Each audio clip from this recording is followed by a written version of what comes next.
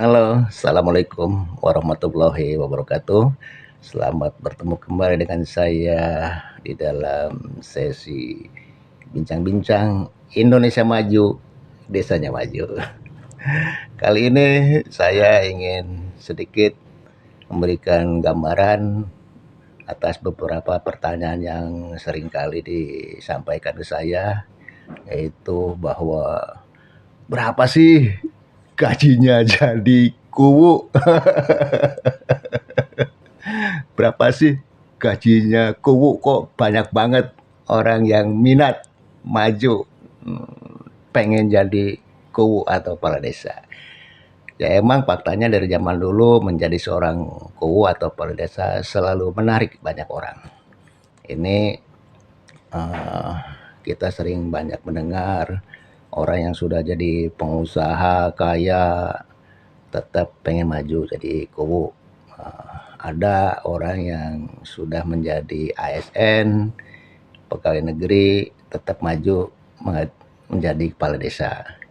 Ada orang yang kerja swasta, mundurkan diri dari pekerjaannya, maju menjadi kepala desa.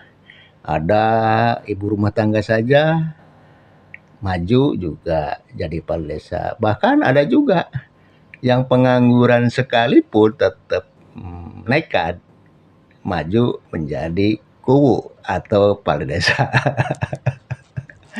Itu nggak masalah karena itu dijamin oleh undang-undang menjadi hak setiap warga desa sepanjang memenuhi persyaratan untuk bisa menjadi calon kuwu atau kepala desa. Silahkan.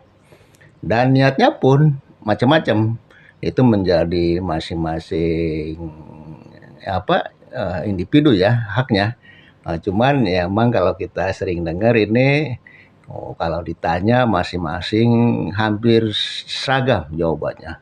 Saya maju menjadi calon kepala desa karena ingin membangun desa saya menjadi lebih baik lagi.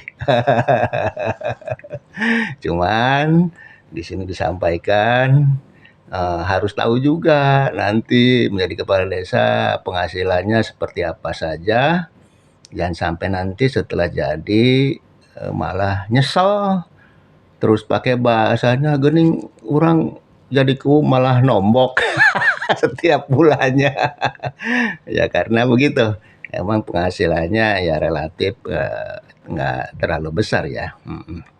Jadi saya jelaskan bahwa sejak adanya Undang-Undang Nomor 6 Tahun 2014 tentang desa, ini mengenai penghasilan kepala desa dan perangkat desa menjadi lebih baik karena diatur lebih rinci. Itu di dalam pasal 26 ayat 3 disebutkan bahwa kepala desa dan perangkat desa menerima penghasilan tetap setiap bulannya dan juga tunjangan lainnya serta juga mendapat jaminan kesehatan. Terus juga diatur di dalam peraturan pelaksana terhadap undang-undang itu, yaitu di peraturan pemerintah nomor 43 tahun 2014 di pasal 81. Di dalam peraturan pelaksananya disebutkan bahwa penghasilan tetap kepala desa dan perangkat desa dianggarkan dalam APBDes. Dianggarkan tuh di APBDes tuh yang dialokasikan atau dianggarkan dari dana ADD atau alokasi dana desa. Nah, alokasi dana desa ini sendiri berbeda dengan dana desa. Kalau dana desa itu bantuan dari APBN pusat, nah kalau ADD itu dari dana perimbangan daerah, kabupaten, kota. Nah itu ADD. Nah terus selanjutnya juga bahwa di peraturan disebutkan bupati, wali kota menetapkan besaran penghasilan tetap kepala desa dan perangkat desa. Jadi tetap bupati dan wali kota lah yang menetapkan peraturannya berapa besaran penghasilan kepala desa dan perangkat desa. Terus juga yang paling terakhir adalah diatur dalam peraturan PP nomor 11 tahun 2019, yaitu peraturan pemerintah perubahan kedua, itu di pasal 81 lebih clear ditetapkan dalam bentuk rupiahnya pun ada. Ini satu ketegasan yang luar biasa dari pemerintah ya. Karena di PP nomor 11 tahun 2019 tersebut disebutkan bahwa kepala desa itu mendapatkan penghasilan tetapnya sebesar setara dengan 120% gaji pegawai negeri sipil golongan 2A.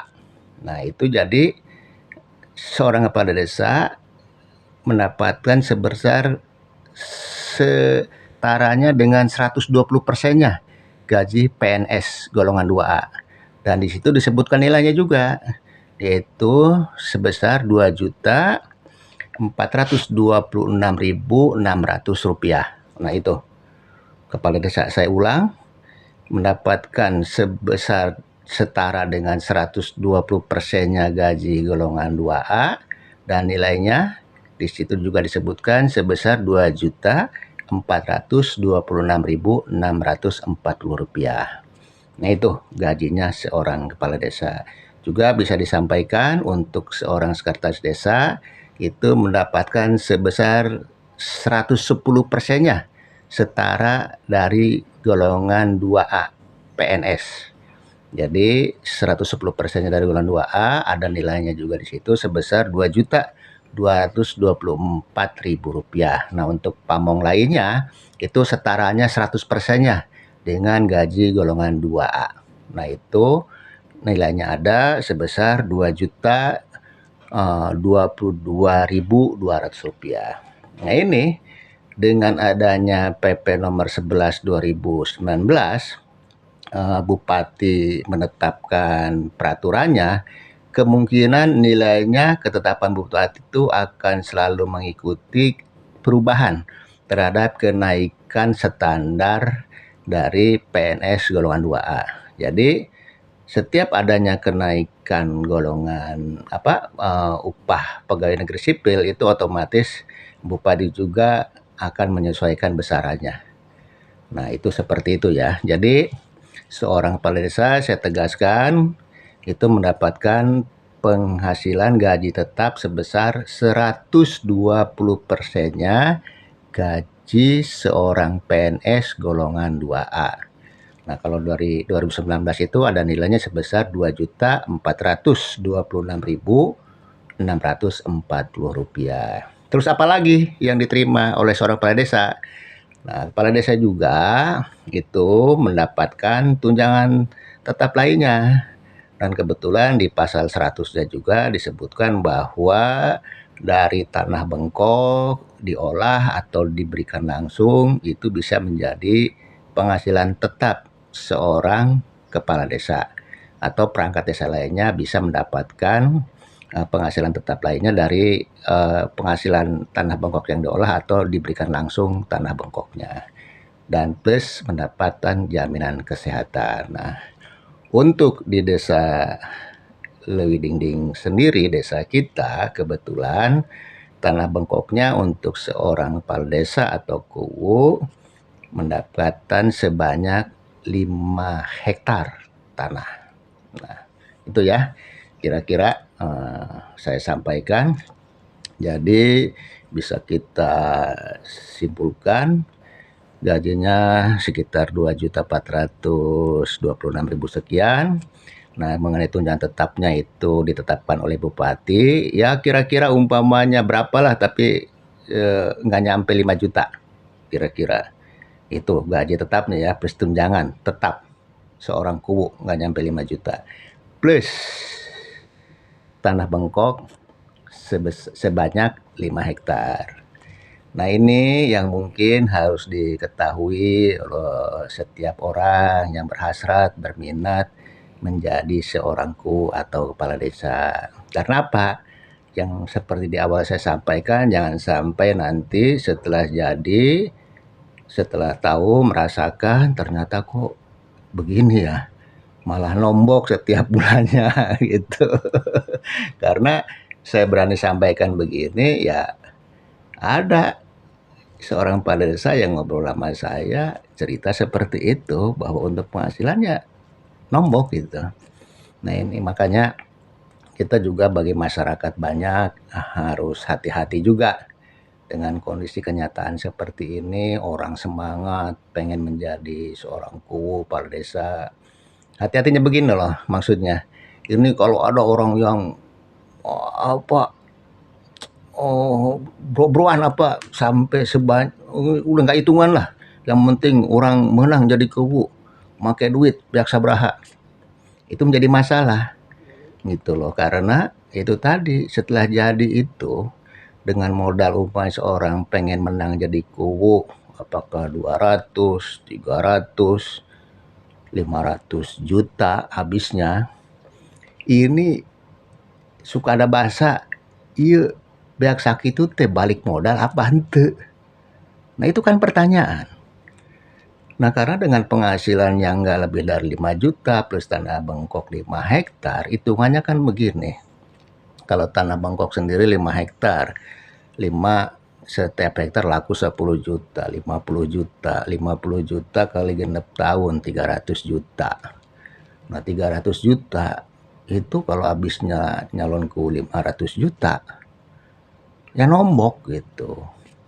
Nah terus kalau gajinya dengan tunjangan tetap lainnya di bawah 5 juta, nah ini untuk urusan rumah tangganya cukup atau enggak? Nggak jadi masalah. Kalau dengan modal yang demikian banyak, untuk nombokin balik modalnya aja masih minus gitu. Nah ini jadi ya hati-hatilah. Apalagi umpamanya kebetulan modalnya, ya fakta ya, maaf kita sampaikan umpamanya ini sih modalnya menang injem, jadi kubu ladang injem. Pas jadi kubu kan jadi mikir meren, boro-borek gawe serius jadi kubu, mikiran hutang beak 500 juta umpamanya 100 juta teh fokusnya teh lain ngurus desa, ngurus babayar hutang kumaha. Ini fakta ya, ini kenyataan, mudah-mudahan jadi pelajaran dan juga hati-hati kepada masyarakat kita semuanya dalam memilih seorang kepala desa. Jadi saran saya kalau desanya pengen maju, kita masyarakatnya yang butuh sosok pimpinan, dorong seseorang yang dianggap oleh masyarakat mampu nanti mengelola desa yang lebih baik, yang bisa lebih maju. Bukan mendorong orang karena duitnya. Nah karena berapapun banyak duit yang dikeluarkan, nanti ada bahasa kumaha urang balik modal. Pada saat sudah berpikir gimana balik modal, ya sudah, yang jadi korban masyarakatnya sendiri. Ini kita ngomong logika saja ya, karena sangat sulit ngomong katanya kurang ikhlas itu ngebangun bro-broan biar sekian karena ini membangun, itu sulit sekali mencari orang yang benar-benar seperti itu. Karena ya orang tetap sebagai manusia keluar modal sekian, hayang balik modal kumacarana. Nah itu yang harus sadar oleh masyarakat. Jadi hati-hati. Pada saat ada calon yang bro-broan, nanti siapapun calonnya, nyalon kuwu dengan bro-broan pakai duit, nah itu akan menjadi bumerang ke masyarakat sendiri. Karena dia akan berpikir, kumacek aing nama aing jadi baik kuwu baik pihak modal ngayah, baik nyane ngadukung orang teh naon cenah urang duitan mah menuju ngadukung. Nyane ngadukung urang kan karena urang boga duit, bere duit. Nah, nanti akan menjadi penguatan seperti itu kepada orang yang terpilih make duit. Nama kumacek aing jadi kugu make duit, kumacarana aing balik modal. Oke.